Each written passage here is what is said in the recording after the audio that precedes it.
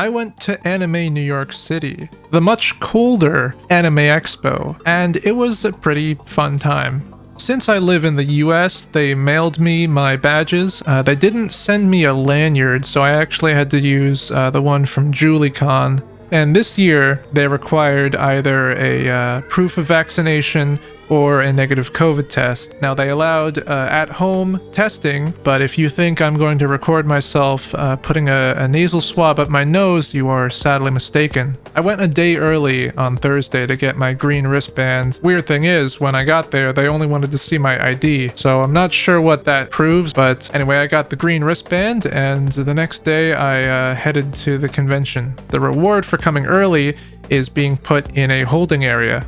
But once it was time to unshackle the masses, the event hall filled up pretty quickly. This was the first anime convention I've been to in New York City. I think I've been to at least one other, possibly. I'm not quite sure. It's been so long ago that I don't even remember if it was an anime convention or if it was a Comic-Con. You had a lot of people cosplaying as different characters, had all sorts of stands for different anime. You had there were all sorts of booths set up. One of them, you could talk to a VTuber. I did not partake in that. OMOCat had a booth. The line was quite long, not shown here, but I hopped on when the line died down a bit. They had this OMORI 3D postcard. If you shine a light on it in a certain direction, you can see OMORI's friends. That was pretty interesting. The artist alley was amazing. A ton of S-tier artists, many of whom you've probably seen their work on Twitter. Here's a free shrugs guy.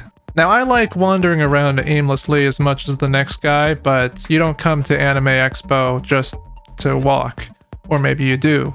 But I also attended some panels. Those were interesting. Notably one by Recreo. I also went to the after party. It wasn't really my thing. I stayed for like an hour. But other than that, that was the entire weekend. As you've seen, there were a lot of mask up signs. I'm pretty sure those are the result of the anime variant of 2021. In my experience, about half the people wore masks of some kind, and the other half didn't. It was pretty interesting. I would definitely go next year.